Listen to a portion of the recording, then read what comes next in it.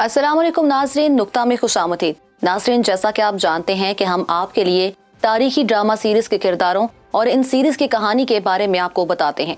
आज की इस वीडियो में हम सल्जोक सल्तनत पर बनने वाली ड्रामा सीरीज यूनुस बोयोक सोल्जोक के बारे में बात करेंगे कि ये सीरीज किस बारे में है और इसमें दिखाया जाने वाला बहादुर सल्जोकी सुल्तान एल्प अरसलान कौन है।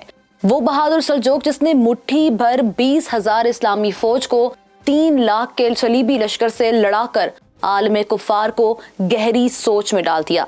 आज की इस वीडियो में हम आपको बताएंगे कि इस सल्जोक सल्तनत का आगाज कहां से हुआ, इसकी बुनियाद किसने रखी, एल्प अरसलान किस सुल्तान का चुनाव था, एल्प अरसलान सुल्तान बना तो उसने कौन से कारनामे सर अंजाम दिए, हिजाज मुकद्दस की हिफाजत के लिए कैसे फातिमी हुकूमत का जनाजा निकाला, एल्प अरसलान के पास ऐसे कौन से एजाजात हैं, मिलासकर्द की जंग को तारीख में क्यों याद रखा जाएगा, मिलासकर्द जंग में रोमानोस चहारम की किस गलती ने सलीबी फौज को शिकस्त से दो चार किया, एल्प अरसलान ने इस्लामी फौज को कौन सा तारीखी खुतबा दिया, सरहदी किले के मुहाफिज यूसुफ ख्वारिज़मी ने एल्प अरसलान के बारे में भरे दरबार में क्या गुस्ताखी की, एल्प अरसलान की शहादत कैसे हुई, एल्प अरसलान ने अपने आने वाली नस्ल और उमरा को क्या नसीहत की। ये सब और इससे जुड़ी मज़ीद मालूमात जानने के लिए वीडियो को आखिर तक जरूर देखें।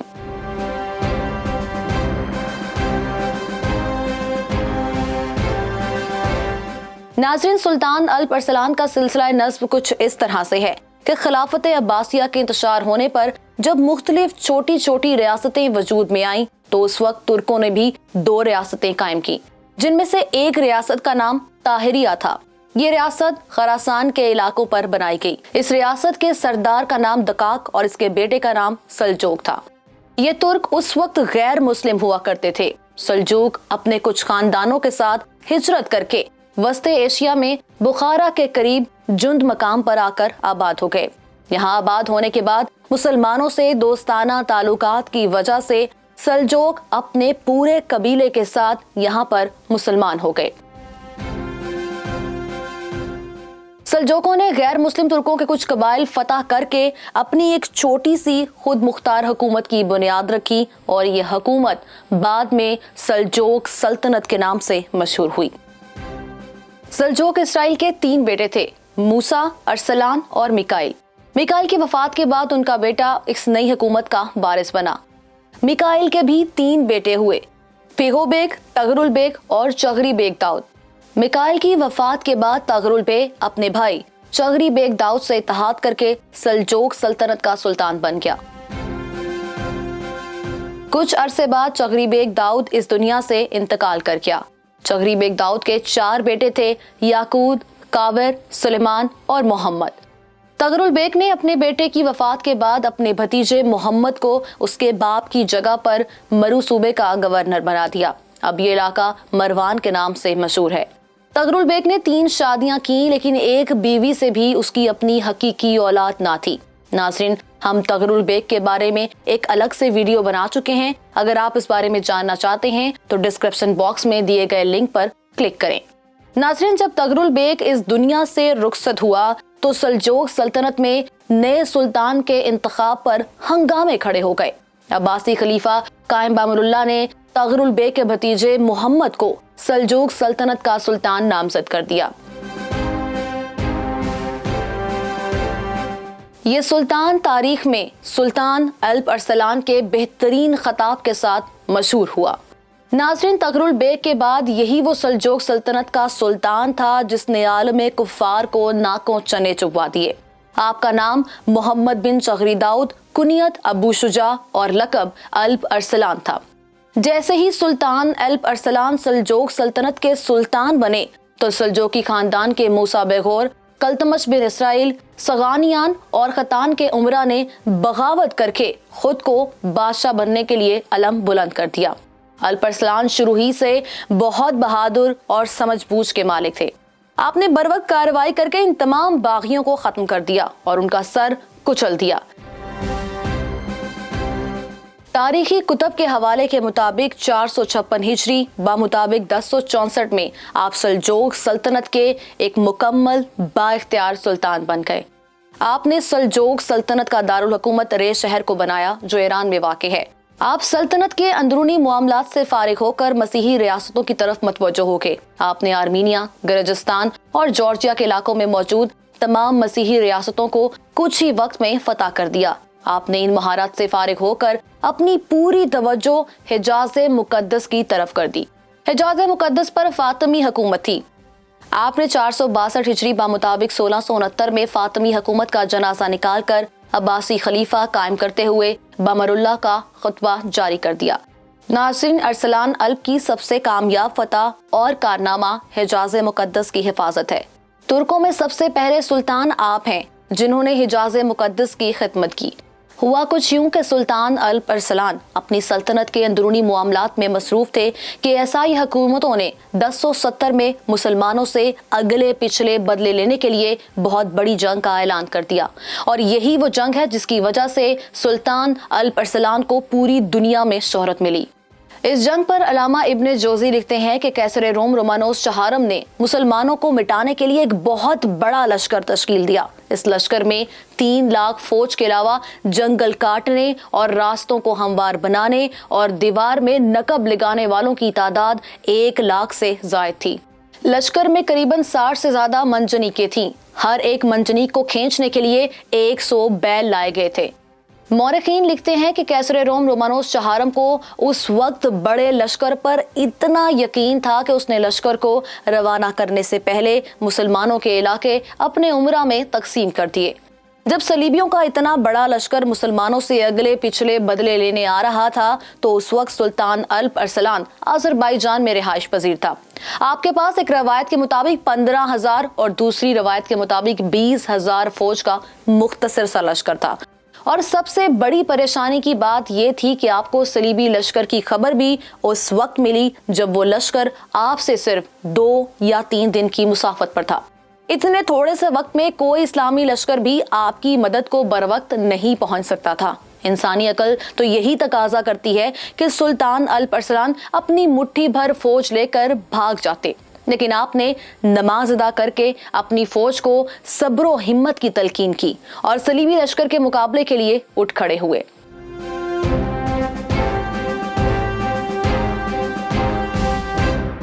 جب آپ صلیبی لشکر کے مقابلے کے لیے روانہ ہوئے تو اس وقت صلیبی لشکر ملاسکر کے علاقے پر قبضہ کر چکا تھا۔ اب اس علاقے کا جدید نام شمالی ترکی ہے۔ 463 ہجری بمطابق 1071 کو رمضان شریف کے آخری ایام میں آپ بھی ملاسکرت کے قریب پہنچ گئے۔ آپ نے قیصر روم رومانوس چہارم کو اسلامی روایات کے مطابق صلح کا پیغام بھیج دیا، لیکن قیصر روم نے اپنی فوجی طاقت کے نشے میں سلطان کے اس پیغام کو ٹھکرا دیا اور کہا کہ اگر آپ صلح چاہتے ہیں تو آپ اپنے تمام تر علاقے میرے قبضے میں دے دیں۔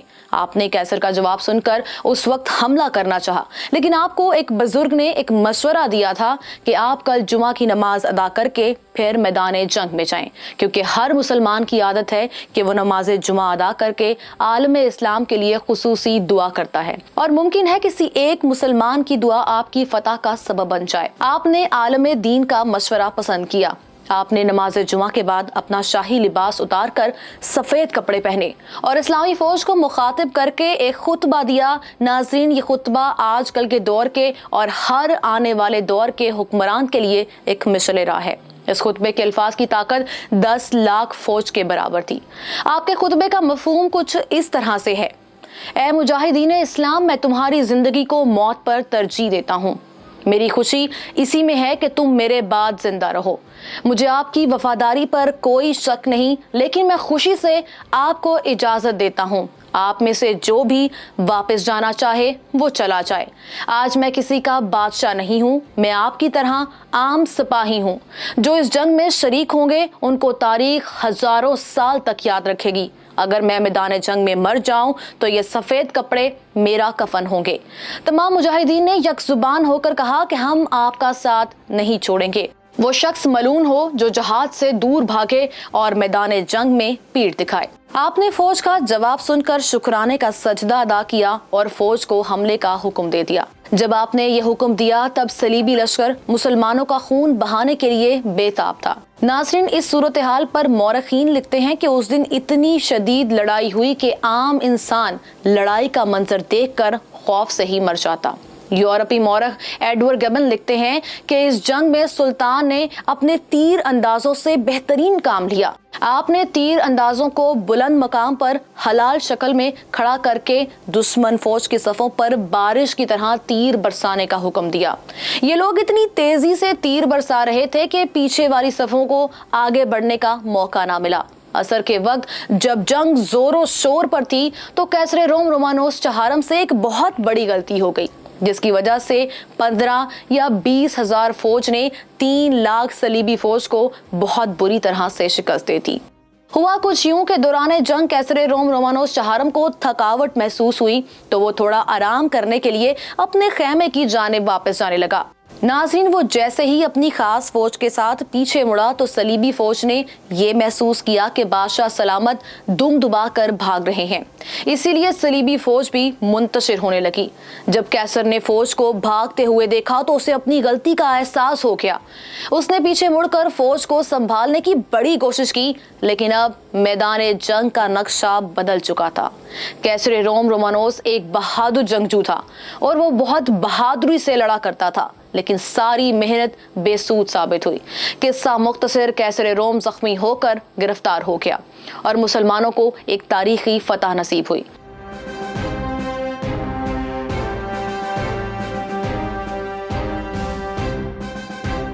ناظرین، اتنی شاندار فتح کے بعد الپرسلان 2.5 لاکھ فوج کے ساتھ بلاد ترکستان کو اپنے زیر نگین کرنے کے لیے 465 ہجری بمطابق 1073 کو روانہ ہو گئے۔ آپ نے دریائے جیہون عبور کر کے پڑاؤ ڈال دیا۔ آپ کے پاس ایک سرحدی قلعے کے محافظ یوسف خوارزمی کو گرفتار کر کے پیش کیا گیا۔ یوسف خوارزمی نے بھرے دربار میں آپ کی شان میں نہایت گستاخانہ باتیں کی۔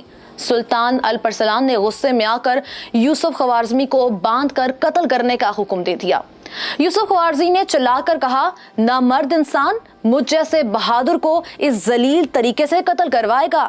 سلطان الپرسلان نے کمان اٹھا کر تیر چلایا، لیکن نشانہ خطا ہو گیا۔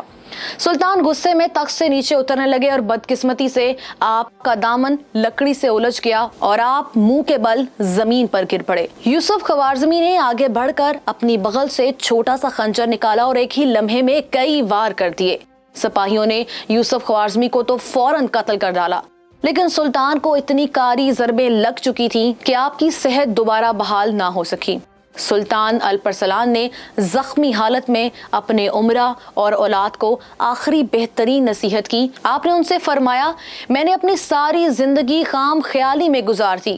جب میں جوان تھا تو دریائے دجلہ کنارے ایک بزرگ نے مجھے نصیحت کی تھی کہ زور بازو پر کبھی ناز نہ کرنا اور دشمن کو کبھی حقیر نہ سمجھنا، لیکن افسوس کہ اس بزرگ کے ارشادات میں آج بھول گیا۔ جب میں نے ایک بلند مقام پر کھڑے ہو کر اپنی عظیم الشان فوج پر نظر ڈالی تو میرے دل میں خیال گزرا کہ آج روئے زمین پر کوئی مجھ سے بڑا بادشاہ نہیں۔ جب یوسف خوارزمی کو میرے سامنے پیش کیا گیا تو میں نے اپنے زور بازو پر بھروسہ کیا اور اسے حقیر سمجھا۔ اس غرور کا نتیجہ یہ ہوا کہ اللہ تعالیٰ نے مجھے اپنی 10,000 خاص فوج کے درمیان ایک معمولی قیدی کے ہاتھوں سے مروا دیا۔